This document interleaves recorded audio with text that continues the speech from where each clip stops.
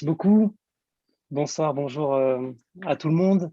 D'abord, je voulais quand même remercier le CREF de me permettre de présenter ces travaux de recherche aujourd'hui. Et puis, merci aussi à Priscilla Ramsamy, ma collègue, qui m'a introduit. Je remercie aussi toutes les personnes qui se sont déplacées pour m'écouter. Voilà, je vais présenter ces travaux et puis ensuite, je serai disponible pour des questions.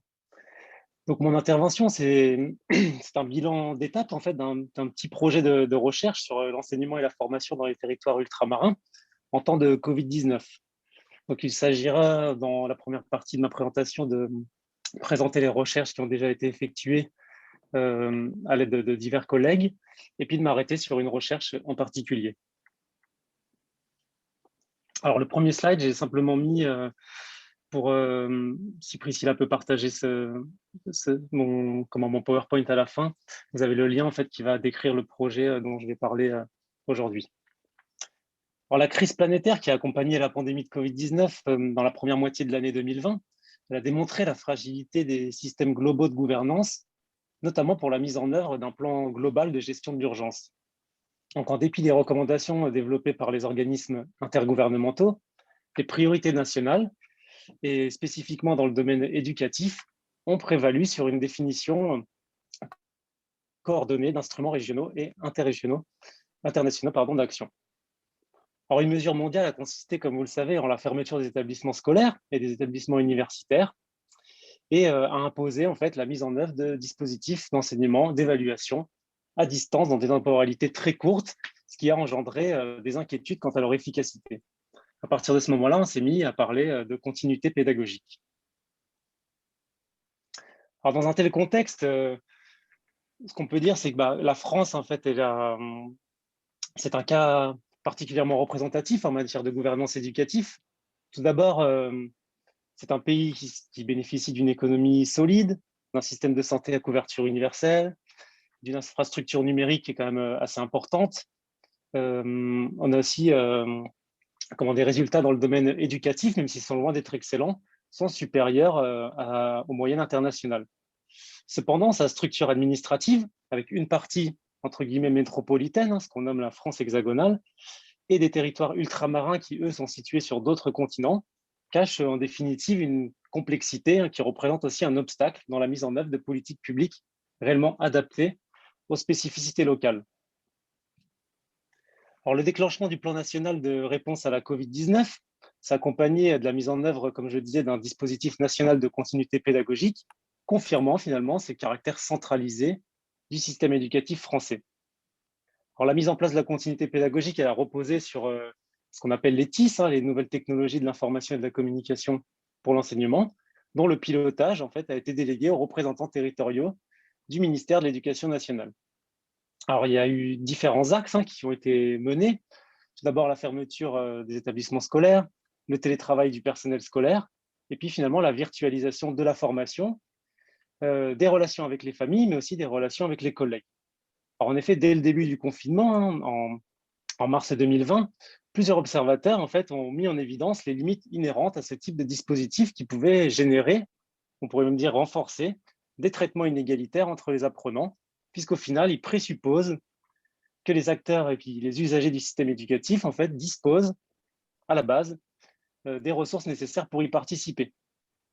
Donc en effet, depuis plusieurs années, des enquêtes ont confirmé que bien qu'une majorité de la population, là je me base sur la population française, dispose de ressources numériques de base, il existe aussi une partie importante qui n'en dispose pas, et notamment dans les territoires d'outre-mer, affectant finalement en partie les performances scolaires et voire l'employabilité de la jeunesse locale selon certaines sources.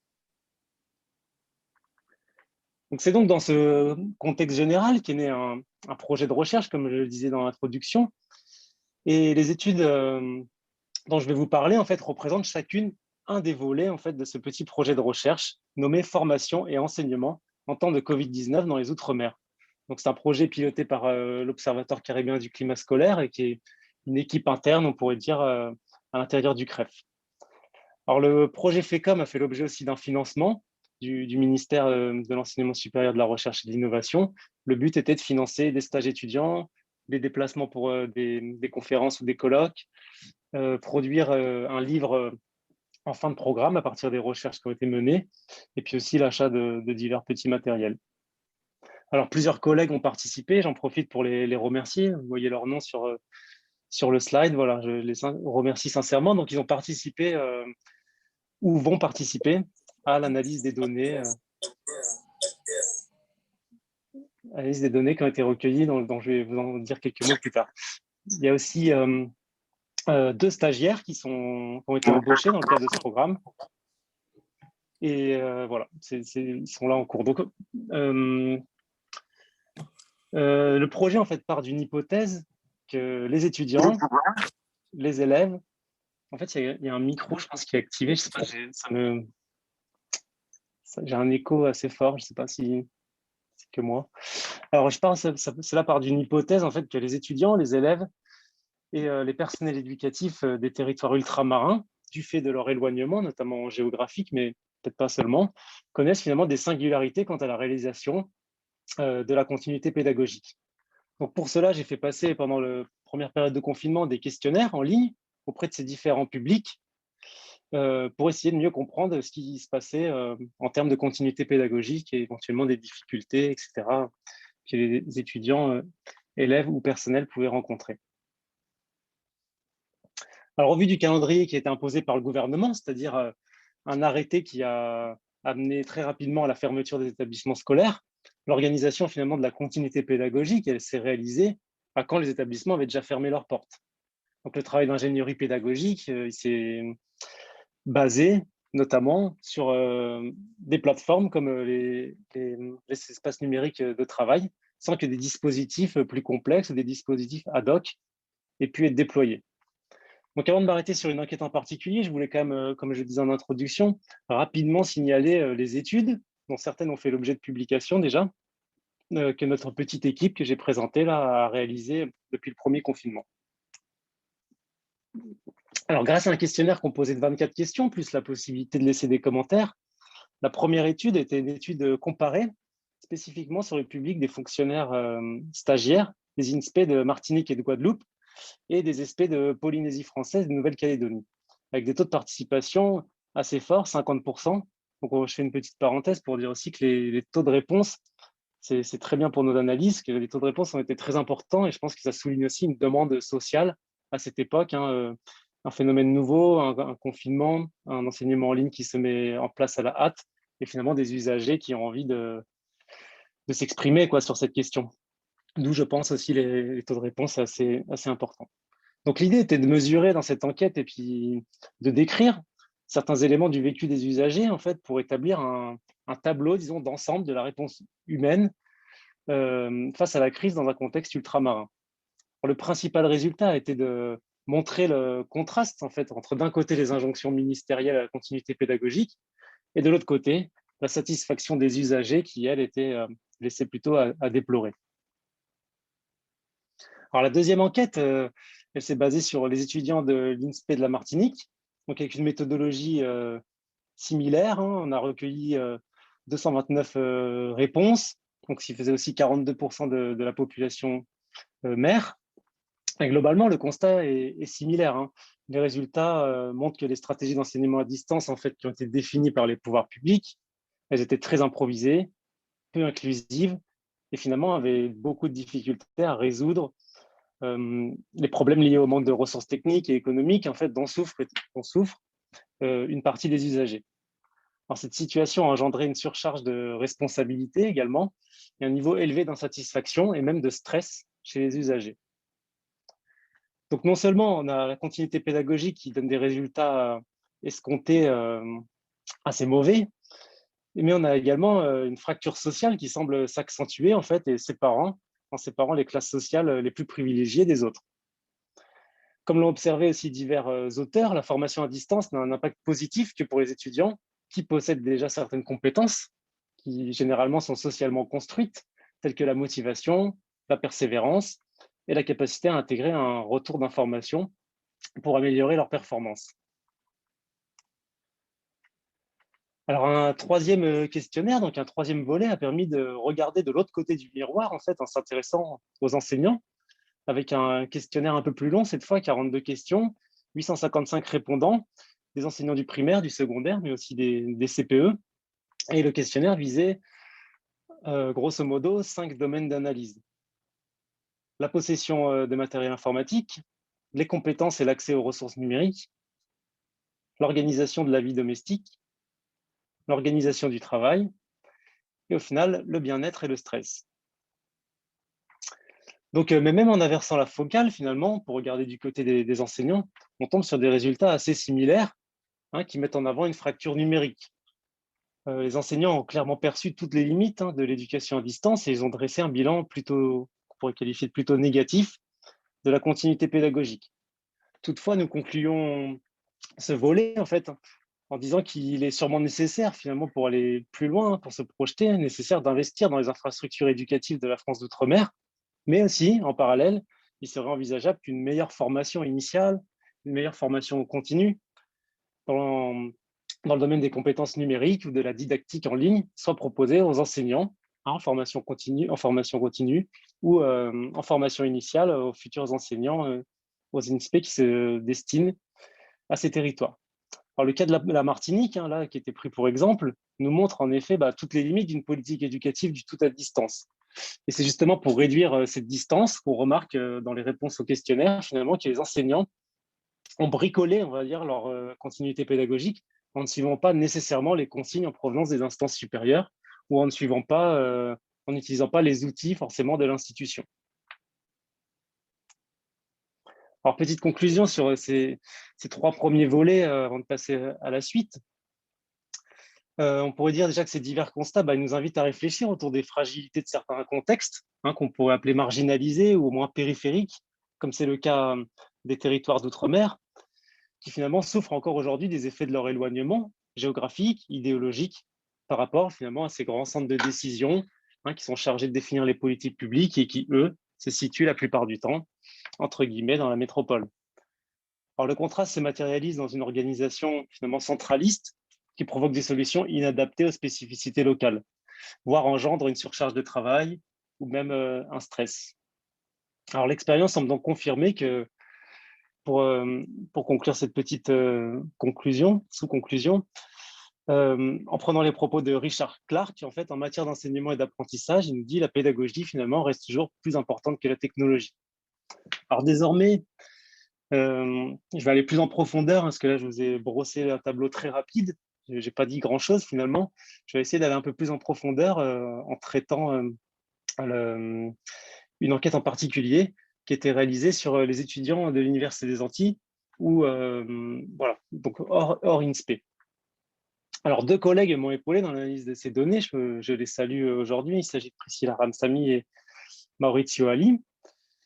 Et donc, ce volet du projet FECOM, finalement, se consacre justement à présenter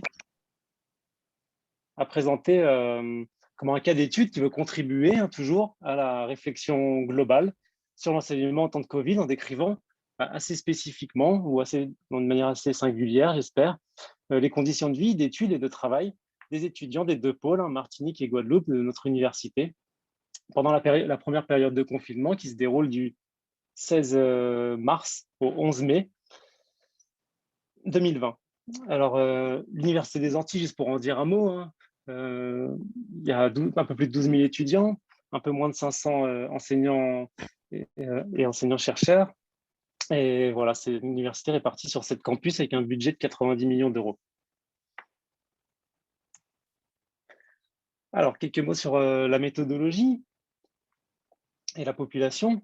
Dans ce contexte de crise, on a essayé d'explorer le vécu de ces étudiants antillais, comprendre mieux leurs conditions de confinement, puis les stratégies aussi d'adaptation qu'ils ont pu mettre en œuvre pour faire face à la situation. Alors, au travers d'une enquête en ligne qui comportait 22 questions, on a interrogé plusieurs aspects de la vie étudiante et plus précisément la disponibilité du matériel informatique et l'accès à Internet, l'aménagement de l'espace privatif, la configuration du ménage, l'activité salariée pendant les études, le lien pédagogique aussi qui était au centre de nos interrogations, et puis le bien-être et le sentiment d'insécurité. Alors pourquoi le bien-être et le sentiment d'insécurité? C'est relié au stress. On considère désormais que le stress est un obstacle en fait à la réalisation d'une activité professionnelle, a fortiori d'une activité d'études, Et donc, cette variable a été examinée séparément. Alors, l'enquête s'est réalisée en avril. Elle a recueilli un peu moins de 1700 questionnaires, ce qui finalement fait un taux de réponse d'environ 14% de notre population mère. Alors, quelques mots juste sur la répartition par sexe et la répartition par niveau d'études de notre échantillon. On a beaucoup plus de femmes qui ont répondu. Elles représentent 73% pratiquement. On a aussi 26% d'hommes et puis une petite poignée de personnes qui se déclarent non binaires. Alors, le niveau d'études des étudiants, il représente à peu près la structure de la population mère, avec une grosse partie des effectifs qui se situent sur les premières, deuxième et troisième années, sur les licences, et puis des effectifs, comme vous le voyez dans le tableau 3, qui diminuent au fur et à mesure du temps pour arriver à un peu moins de 2% de doctorants. On a aussi 87% des étudiants interrogés qui se déclarent inactifs au moment de l'enquête, donc 87,5%, ce qui est un chiffre plus faible que les moyennes nationales. Du coup, on a seulement 12,5% d'étudiants inscrits à l'Université des Antilles, hors INSPE, qui travaillent, 12,5%, alors qu'on est plutôt autour de 23% au niveau national. Après avoir présenté la population, je vais venir à quelques résultats qui permettront peut-être de lancer des discussions. Alors, les résultats obtenus dans le cadre de cette enquête ont été systématisés, vous allez le voir après, autour de 3 axes majeurs. Le premier sont les variables inhérentes aux conditions objectives de vie et de travail. Donc, à l'intérieur de ça, on trouve l'équipement numérique, donc en gros tout l'équipement intérieur, la surface de travail, mais aussi comment est composé le ménage, et puis est-ce que la personne travaille ou non, donc l'activité salariée.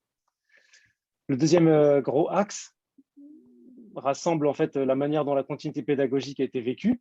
Et puis le troisième axe représente la charge mentale des étudiants, donc à savoir le bien-être, quand même étudié dans une période assez particulière, qui est période pandémique, de confinement, qui va finalement modifier à la fois les rapports sociaux et aussi les rapports au savoir. Alors, si on prend, l'idée, c'était ça, de se dire, si on prend la possession d'un équipement informatique comme une condition préalable au suivi d'une activité en ligne, il faut interroger notre échantillon à ce sujet. Donc, les étudiants déclarent disposer d'un ordinateur dans 84% des cas, ce qui est quand même, en comparaison à une autre enquête qu'on a fait en Martinique sur les enseignants, qui, eux, déclarent des taux proches de 100%. Donc, les étudiants, assez logiquement, peut-être, on pourrait se dire, sont moins bien équipés, mais ils sont aussi moins bien équipés par rapport à la moyenne nationale qui s'approche des 93-96%, ça dépend des chiffres. Donc, on a quand même des étudiants qui sont un peu moins bien équipés en ordinateur, pour prendre juste cet objet. Donc, bien que les étudiants en fait, qui disposaient d'un outil numérique, ils représentent une minorité, finalement, ils sont que 8%, comme on le voit sur le tableau, 7,9%. Au niveau de l'université, ça fait quand même pratiquement 1000 personnes, 965 personnes qui ont souffert, on pourrait dire plus que d'autres, des effets de l'isolement imposé par la fermeture de l'UA. Donc, quand je dis souffrir, c'est parce qu'en fait, on peut mentionner la souffrance, car nos analyses, elles montrent qu'il y a l'existence en fait, d'une corrélation statistique entre le taux d'équipement et le niveau d'anxiété d'anticipation, on pourrait dire, des étudiants interrogés. Donc, le niveau d'anxiété d'anticipation, on pourrait le définir comme un stress qui est engendré par l'appréhension qu'on peut ressentir pour l'avenir. Donc, dans le cadre des étudiants, c'est des appréhensions liées aux examens ou à l'obtention, par exemple, d'un diplôme. Donc, on voit que le manque d'équipement, finalement, est corrélé à une souffrance réelle. Alors, la seconde condition préalable afin de participer à la continuité pédagogique étant celle de pouvoir se connecter à Internet, bien sûr. On a constaté que seuls 2,2% des étudiants interrogés n'y avaient pas accès. Mais voilà, à partir de ce premier chiffre plutôt rassurant, on voit aussi que la majorité des répondants, donc 55%, révélaient ne pas disposer d'une connexion adaptée. C'est-à-dire 55% utilisent le partage des données avec le téléphone. Donc, même si la connexion peut être stable, elle est aussi limitée dans le temps par rapport au forfait. Mais aussi, les étudiants qui ont simplement une connexion Internet intermittente et donc des difficultés à ce niveau. Donc, quand même, un étudiant sur deux, un chiffre quand même intéressant à retenir. Donc, parmi eux, seuls 2 tiers des étudiants déclaraient disposer d'un ordinateur personnel et presque un quart est obligé de le partager aussi avec d'autres membres du ménage. On remarque ça aussi chez les étudiants qu'ils peuvent avoir un ordinateur, mais en période de confinement, finalement, avec l'école à la maison pour tout le monde, on a du matériel qui finalement se partage. Donc, ce qui est intéressant aussi à retenir, c'est que les deux types d'investissement, donc l'Internet et l'informatique, étaient généralement reliés entre eux. En fait, ceux qui pouvaient investir dans l'équipement informatique, ils pouvaient aussi investir dans une connexion de qualité. Alors, tout comme la qualité en fait, des outils à disposition, elle influait sur le stress, comme on l'a vu juste avant, la qualité aussi de l'accès au réseau de communication global, hein, donc à Internet, avait le même effet et provoquait aussi une souffrance, un stress. Alors, dès lors, hein, si on prend la possession d'un ordinateur ajoutée à la possession d'une connexion Internet de qualité, comme des conditions, on va dire, techniques préalables à la continuité pédagogique, on voit qu'une partie des étudiants, en fait, ne peut pas répondre à cette continuité pédagogique. En tout cas, le pari est loin d'être gagné pour les étudiants de l'Université des Antilles dans leur ensemble. Alors, comme l'ont montré déjà d'autres travaux hein, publiés à la fin de la première période de confinement, on a remarqué que la configuration de l'habitat des Français en fait, a été fortement impactée hein, par les contraintes imposées par le confinement, notamment en fait, un besoin de faire coexister dans un même espace plusieurs domaines d'activité. Hein, la vie familiale, la vie étudiante, la vie professionnelle, sociale, domestique, etc. Alors, les données dont nous disposons, elles montrent hein, que l'espace physique disponible et le type de surface consacrée aux études ont eu un impact sur l'efficacité de la continuité pédagogique. C'est pour ça qu'on a interrogé les étudiants à ce sujet. Donc, tout d'abord, on voit qu'un tiers des étudiants ne parvient pas à s'isoler dans son logement. Parmi ces étudiants, en fait, plus de la moitié finalement pallie l'absence d'un bureau en transformant un espace de travail qui était ordinairement destiné à un autre usage. Donc, ils utilisent par exemple la table de cuisine ou la table à repasser. Donc, on peut s'interroger sur ces conditions hein, d'équipement pour répondre à une continuité pédagogique. Et en revanche, pour ceux qui pouvaient s'isoler, finalement, la grande majorité possédait un bureau personnel et le partageait dans seulement 3% des cas avec un autre membre du foyer. Donc, au regard de ces données, il semblerait que certaines conditions, en fait, d'un côté, on aurait des conditions plutôt particulièrement favorables, ou à l'opposé, des conditions très défavorables, en fait, ont tendance à se cumuler en créant deux groupes hein, d'étudiants, disons. D'un côté, ceux qui disposent de tous les moyens pour accéder à la réussite, et puis ceux qui n'en disposent pas, ou très peu. Alors, la superposition des espaces de vie et d'études imposés par le confinement a aussi engendré une multiplication des tâches. On a les tâches domestiques, scolaires, universitaires, par exemple, hein, qui ont particulièrement touché les ménages, donc les étudiants, avec des personnes dépendantes. Donc, par personnes dépendantes, on entend par là des enfants, mais ça peut aussi être des adultes majeurs hein, qui souffrent de diverses maladies ou simplement qui habitent dans le même logement. Ça peut aussi être des personnes âgées, par exemple.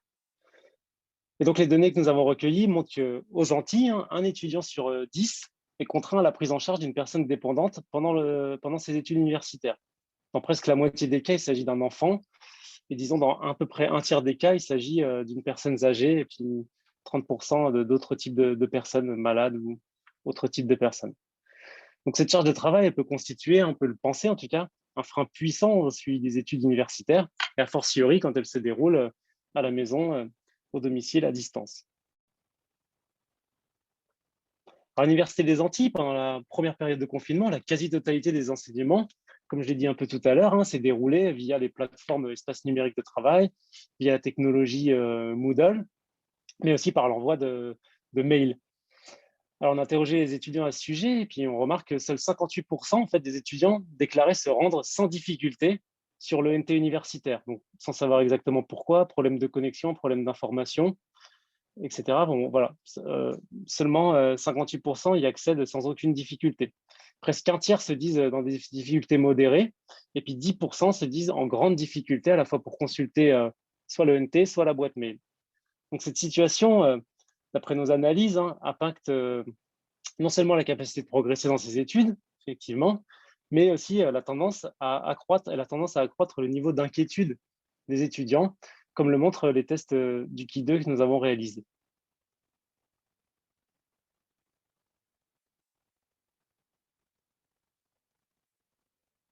Alors, ces premiers résultats en fait, nous confirment le rapport qui relie en fait, le contexte de vie des étudiants et leur réussite. À certaines conditions, comme par exemple la disponibilité du capital culturel, comme le disait Bourdieu ou Passeron, facilite inévitablement en fait, les inégalités. Alors, en France, le milieu socio-économique influence, on le sait, par nombre d'enquêtes, influence la réussite de manière significative.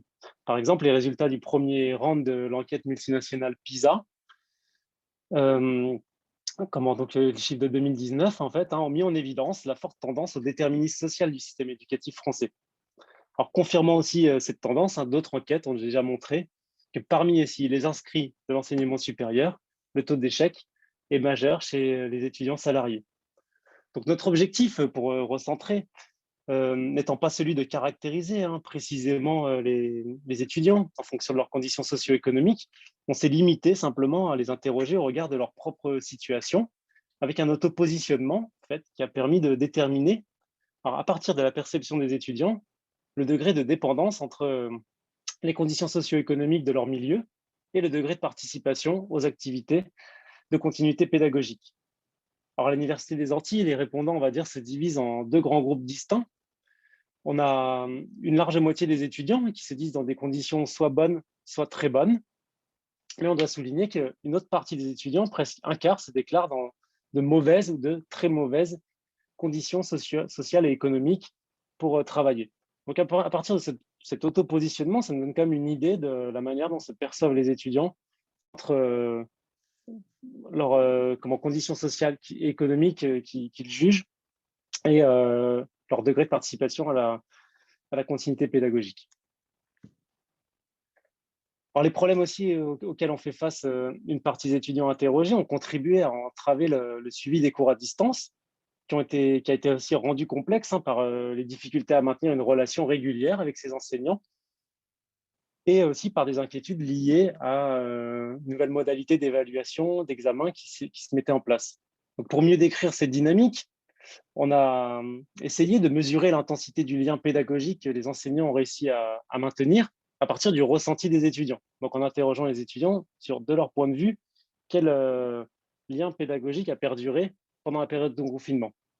Donc, de leur point de vue, les informations que les étudiants ont reçues par les formateurs sont révélées finalement très parcellaires. On a près de 40% de notre échantillon qui dit n'avoir reçu aucune information de la part de ces enseignants. Un étudiant sur deux disait que le contact restait très partiel. Et finalement, que c'est seulement 10% dit avoir reçu toutes les informations nécessaires en fait, pour participer à la formation depuis le domicile. Alors, un petit mot sur le stress, c'est un des derniers items. Tout d'abord, en introduisant avec quelques citations, parce que dans un article paru il y a une dizaine d'années sur l'information psychiatrique, le docteur Patrick Légeron, qui est un psychiatre, qui est un spécialiste aussi du stress en contexte professionnel, il constatait que, et je le cite, les importants changements survenus dans le monde du travail ces dernières décennies ont entraîné l'émergence de risques nouveaux dans le domaine de la sécurité et de la santé au travail, ce qu'on appelle les risques psychosociaux. Alors, la pandémie de Covid-19, elle a aussi entraîné du coup des transformations importantes dans le paradigme classique de l'organisation du travail.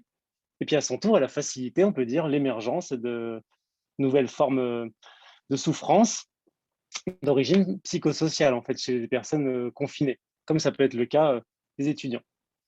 En effet, et je cite Marat qui nous dit bien que le stress soit considéré comme un moteur pour réussir ses études, faut quand même le souligner, il est loin d'être un facteur favorisant la réussite de tous les étudiants. Il favorise puis limite l'apprentissage à partir d'un certain seuil, selon une courbe en U inversée. Donc ainsi, dans notre enquête par questionnaire, les 3 derniers items étaient consacrés aux inquiétudes que pouvaient ressentir les étudiants. Vous l'avez dans le tableau, lié du coup à la continuité pédagogique, on va dire lié au suivi des cours, notre premier sous-thème, lié aux examens, mais aussi lié donc aux évaluations, aux examens, et puis lié au virus, à la peur de la contagion.